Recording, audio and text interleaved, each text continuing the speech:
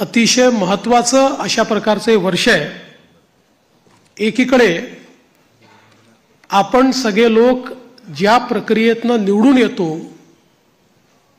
ती प्रक्रिया ज्या संविधानाने आपल्याला दिली, भारतरत्न डॉक्टर बाबासाहेब आंबेडकरांनी तयार केलेलं आमचे संविधान, या संविधानाची 75 वर्ष पूर्ण होत आहेत आणि म्हणून सर्वार्थानं एक अत्यंत महत्त्वाचं अशा प्रकारचे वर्ष आहे। कारण आपल्याला कल्पना आहे की देशाचे प्रधानमंत्री माननीय मोदीजी हे देखील नेहमी सांगतात की कुठल्याही ग्रंथापेक्षा, धर्मग्रंथापेक्षा माझ्याकरता भारताचं संविधान सगळ्यात महत्त्वाचं आहे आणि एक असं संविधान की ज्या संविधानाने प्रत्येक भारतीयाला जगण्याचा, मोठं होण्याचा, समृद्ध होण्याचा अधिकार दिला आणि भारताला जगातले एक उत्तम राष्ट्र म्हणून प्रस्थापित करण्याचं काम केलं।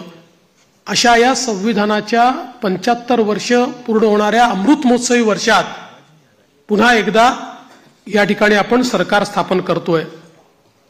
दुसरं, आपल्या सर्वांना कल्पना आहे की ज्यांनी समस्त हिंदुस्थानामध्ये मोगली आक्रमणानंतर आमची श्रद्धास्थानं जी उद्ध्वस्त झाली होती त्या सर्व श्रद्धास्थानांचं पुनरुज्जीवन केलं, त्या राजमाता अहिल्यादेवी होळकर यांचंही 300वे जयंती वर्ष हेच आहे। त्यामुळे मला असं वाटतं की ही देखील एक अत्यंत महत्त्वाची गोष्ट आहे।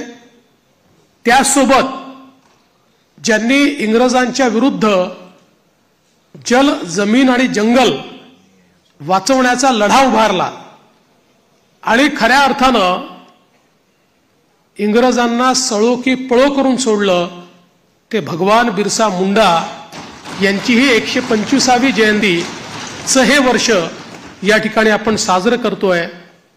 आणि अर्थातच आपल्या सर्वांचे लाडके नेते ज्यांनी नवभारताची संकल्पना मांडली, ज्याची मुहूर्तमेढ केली, आज मोदीजींच्या नेतृत्वात जो नवभारत तयार होतोय त्याचा पायवा ठेवणारे श्रद्धेय अटल बिहारी वाजपेयीजी यांचं देखील हे 100वे जयंती वर्ष आहे।